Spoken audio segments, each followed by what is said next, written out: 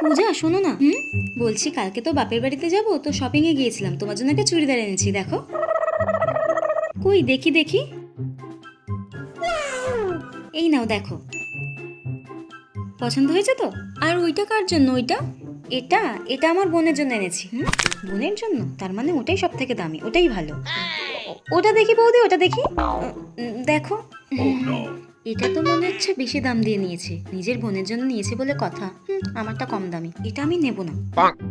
আমার বৌদি এটাই পছন্দ হয়েছে, আমি এটাই নেব, তুমি এটা নাও তোমার বোনের জন্য। কি রে বাবা, পাগল নাকি? এটাই তো সব থেকে দামি জামা।